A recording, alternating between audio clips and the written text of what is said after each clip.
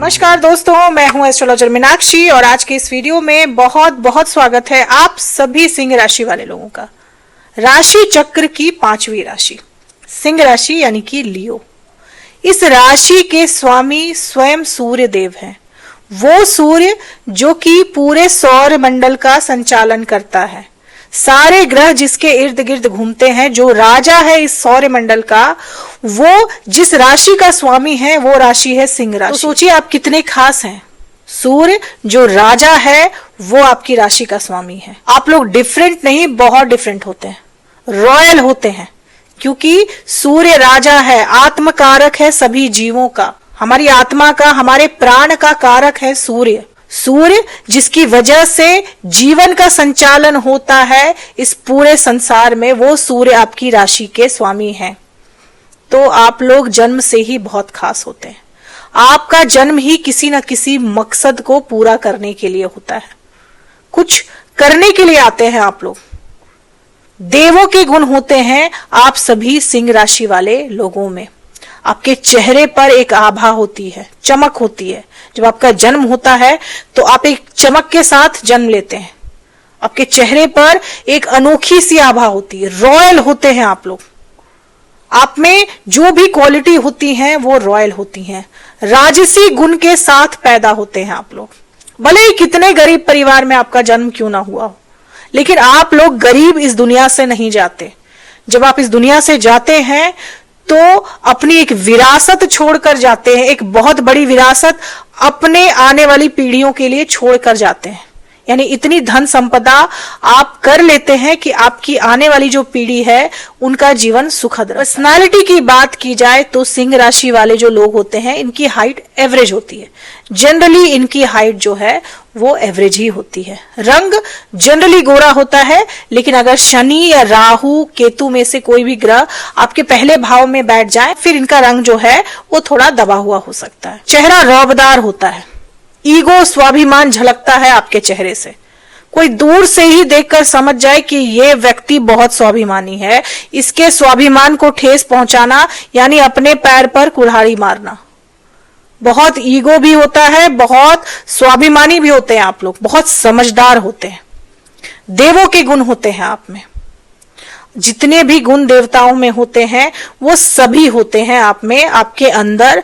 अगर किसी कारणवश वो दब भी जाते हैं, अगर तामसिक ग्रहों की वजह से वो दब भी जाते हैं, तो उम्र के एक पड़ाव में वो उभर कर आते हैं और आपको नेम फेम जरूर मिलता है, क्योंकि सूर्य जो है वो नेम फेम के कारक हैं। तो सिंह राशि वाले लोग बिना नेम फेम के रह ही नहीं सकते। इनको अपने जीवन के किसी भी पड़ाव में लेकिन नेम फेम मिलता ही मिलता है। नाम भी कमाते हैं, धन भी कमाते हैं और प्रतिष्ठा भी कमाते हैं। और इनको इस चीज की भूख भी होती है। प्रशंसा की भूख अक्सर देखी जाती है सिंह राशि वाले लोगों में। राजाओं की तरह गुण होते हैं, ये झुकना नहीं जानते। ये लोग अपनी डिप्लोमेसी के लिए भी जाने जाते हैं, बहुत अच्छे डिप्लोमेट होते हैं। अगर इनकी शिक्षा अच्छे स्तर की हो और बाकी ग्रह की प्लेसमेंट अच्छी हो तो ये लोग आईएएस आईपीएस जैसे पदों पर पाए जाते हैं। सूर्य अगर पहले ही भाव में विराजमान हो सिंह राशि में तो फिर आप लोग सरकारी नौकरी में जरूर होते हैं। सरकारी नौकरी मिलने की संभावना 90% तक बढ़ जाती है। सूर्य सरकार के कारक हैं, सूर्य गवर्नमेंट है, सूर्य खुद सरकार है।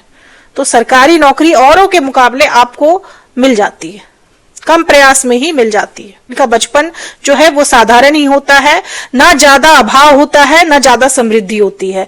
यानी कि बचपन नॉर्मल होता है जैसे बाकी बच्चों का होता है। अगर सूर्य पीड़ित है, सूर्य शनि द्वारा दृष्ट है, पीड़ित है, तो फिर इनका बचपन कष्टकारी भी हो सकता है। लेकिन अगर सूर्य की स्थिति अच्छी है तो फिर बचपन इनका स्टेबल रहता है, अच्छा रहता है। ये लोग 22 साल की उम्र में ही कुछ ना कुछ बड़ा अचीव कर लेते हैं। फिर यहां पर भी यही कंडीशन है दोस्तों, अगर सूर्य पीड़ित नहीं है, सूर्य आपके पहले भाव में या फिर 10वें भाव में है या फिर 7वें भाव में है, तो आप लोग 22 साल की उम्र में ही कुछ ना कुछ बड़ा अचीव करते हैं, कुछ ना कुछ ऐसा करते हैं जिससे आपका नाम समाज में बढ़ता है, आपकी प्रतिष्ठा बढ़ती है। या तो ये लोग बहुत जल्दी सक्सेस अचीव कर लेते हैं या फिर 30 साल की उम्र के बाद ही इनको सक्सेस मिलता है। 22 से लेकर के 28 साल की उम्र के बीच में इन लोगों ने कुछ नहीं किया, इनका करियर नहीं सेटल हो पाता है, तो फिर 30 की उम्र के बाद ही ये कुछ कर पाते हैं। सिंह राशि वाले जातकों का विवाह अक्सर देर से होता है, क्योंकि शनि इनके 7वें भाव के स्वामी होते हैं और शनि डिले करते हैं, चीजों में देरी करते हैं, तो अक्सर इनका विवाह जो है वो देर से होता है। और विवाह में समस्याएं भी देखी जाती है, क्योंकि शनि इनके 7वें भाव के स्वामी हैं, तो विवाह में परेशानियां होती हैं इनको। वैवाहिक जीवन कोई बहुत ज्यादा सुखी नहीं होता है इनका।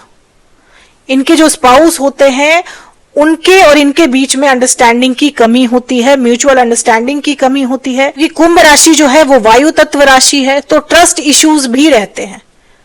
आपको आपके स्पाउस पर या तो भरोसा नहीं होता, या तो आपके स्पाउस को आप पर भरोसा नहीं होता।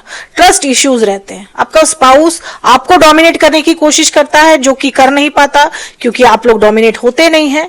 और जब आपका ईगो हर्ट होता है तो आप भी एग्रेसिव होते हैं, जिस वजह से आपके बीच में लड़ाई झगड़े जो हैं वो वैवाहिक जीवन में अक्सर देखा जाता है। क्योंकि मंगल इनके 4थे और इनके 9वें दोनों ही भाव के स्वामी होते हैं, तो इनके जो माता पिता होते हैं वो थोड़े से कंट्रोलिंग होते हैं, क्योंकि मंगल इन दोनों ही भाव के स्वामी हैं, तो थोड़े से एग्रेसिव भी होते हैं। हालांकि माता पिता इनसे स्नेह करते हैं, स्नेह मिलता है इनको इनके माता पिता का, लेकिन वो थोड़े से कंट्रोलिंग भी होते हैं, थोड़े से स्ट्रिक्ट पेरेंट्स होते हैं सिंह राशि वाले लोगों के। दोस्तों, अब क्योंकि इनके दूसरे भाव के स्वामी बुध हैं, बुध की उच्च की राशि होती है इनके दूसरे भाव में, तो ये लोग व्यवस्थित रहना पसंद करते हैं।